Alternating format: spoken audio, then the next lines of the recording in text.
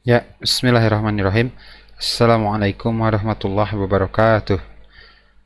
Apa kabarnya antum?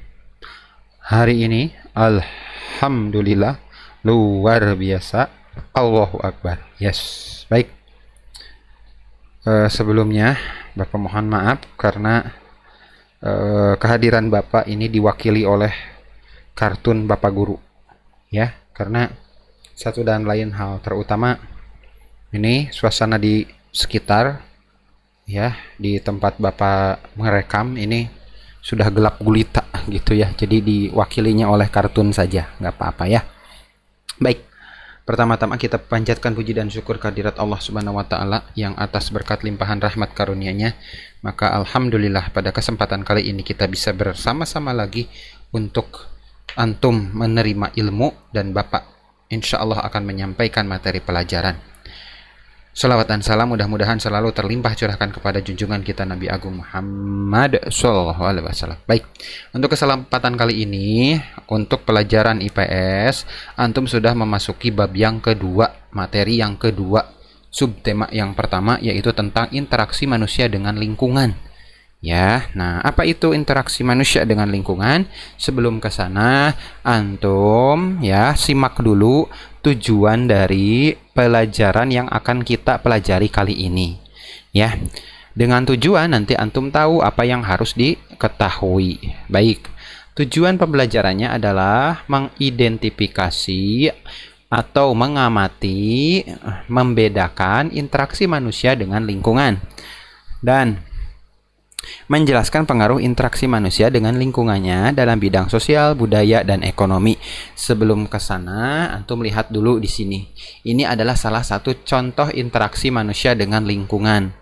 Ya, di sini ini adalah di kawah Gunung Ijen. Di kawah Gunung Ijen ini para petani ya, para pekerja yang ada di sini ini menambang yang namanya belerang. Belerang di sini dipakai untuk industri bahan bangunan dan industri yang lainnya. Nah, ini beliau ini membawa belerang yang ada di sini ditumpukan di kedua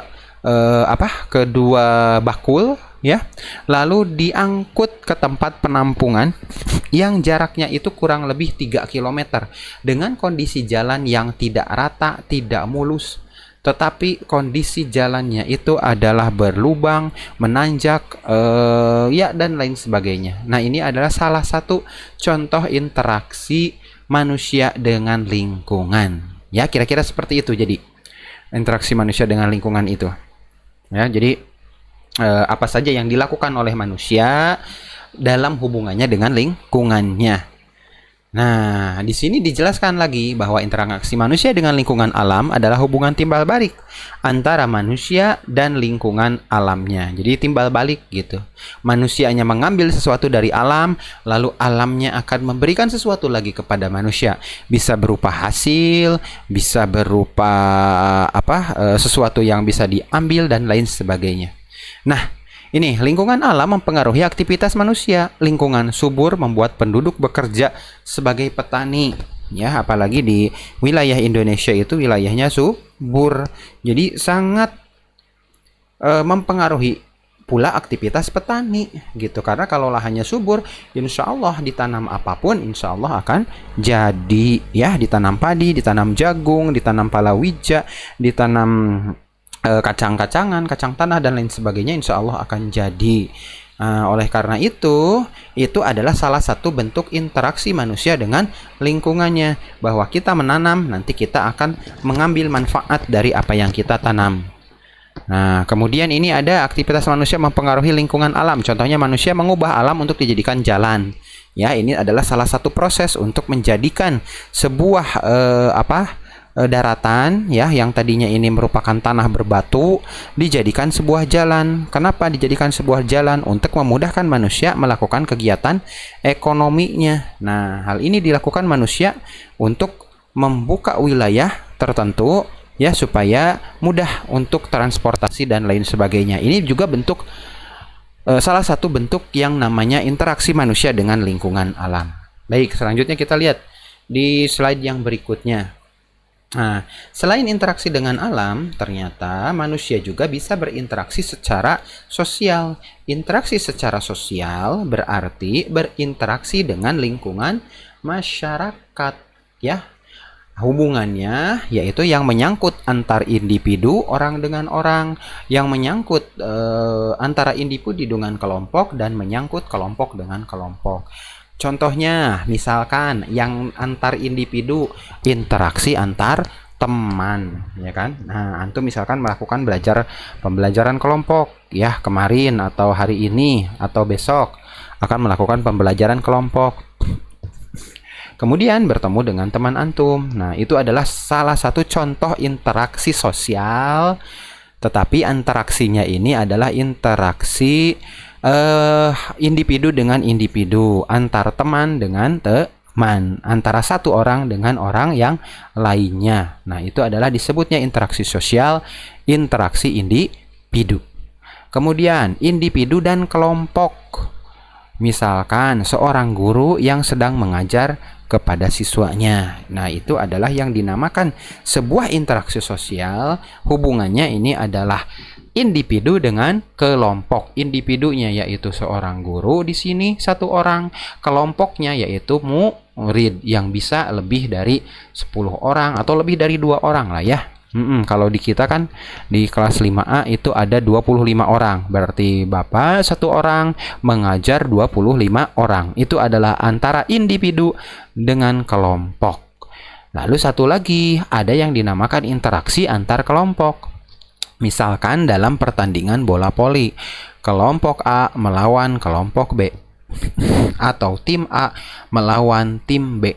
Ya, tim Langen melawan tim Banjar misalkan. Nah, itu adalah interaksi antar kelompok. Jadi masing-masing mempunyai regunya, masing-masing mempunyai anggota kelompoknya melawan anggota kelompok yang lain. Ya, dalam hal ini mereka berdua, kelompok yang satu dengan kelompok yang lainnya ingin saling mengalahkan. Ya, nah itu adalah macam-macam interaksi manusia dengan lingkungan sosial. Kalau tadi adalah interaksi manusia dengan lingkungan alam, sekarang lingkungan manusia dengan lingkungan sosial. Ada 3 contohnya, individu dengan individu, lalu individu dengan kelompok, dan kelompok dengan kelompok. Oke, ya, bentar dulu.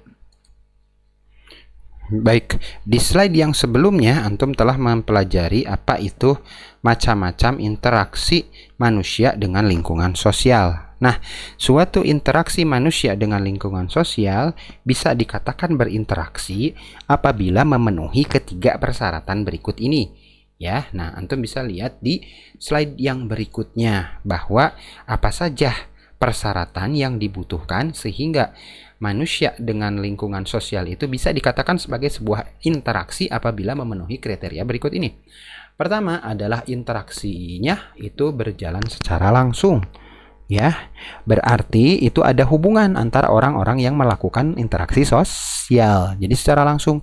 Kalau sebelumnya antum lihat pada gambar, nah ya seperti 2 orang ini interaksi antar individu. Jadi mereka berdua adalah berinteraksi secara langsung. Ya, dengan bertemu. Nah, ini adalah disebut interaksi sosial. Kenapa? Karena saling bertemu dan saling bertukar pendapat atau saling bercerita. Ini berarti yang seperti ini disebut interaksi sosial. Syarat yang keduanya, ya, bisa dilakukan 2 orang atau lebih dengan cara komunikasi 2 arah atau timbal balik. Ya, adanya komunikasi. Itu juga merupakan syarat. Suatu interaksi adalah termasuk ke dalam interaksi sosial. Berarti yang kedua ini kita ingat-ingat. Yang kedua adalah syarat suatu interaksi itu disebut interaksi sosial adalah adanya komunikasi. Betul, adanya komunikasi. Tadi yang pertama adalah adanya interaksi secara langsung gitu ya, bertemu. Lalu kemudian yang berikutnya adalah interaksi sosial itu digunakan untuk memenuhi kebutuhan dan mencapai tujuan bersama. ya. Nah, ini adalah syarat-syarat interaksi sehingga bisa dikatakan sebuah interaksi sosial. Jadi kita sebutkan lagi bersama-sama. Pertama, adanya hubungan antara orang-orang yang melakukan interaksi sosial. Yang keduanya ada komunikasi dua arah atau timbal balik. Yang ketiganya adalah dilakukan untuk memenuhi kebutuhan dan mencapai tujuan bersama. Misalkan tadi di ruangan kelas, ya, salah satu pihak ingin menyampaikan pelajaran, ingin menyampaikan ilmu, yaitu Pak Guru, ya. Lalu kemudian pihak yang lain, yaitu sebagai murid, ingin menerima pelajaran atau ingin menerima ilmu.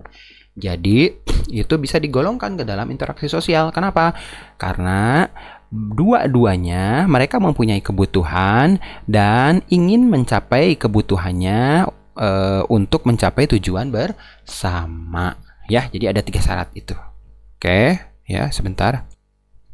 Nah, itu ya sampai situ yang bisa disampaikan untuk kesempatan kali ini.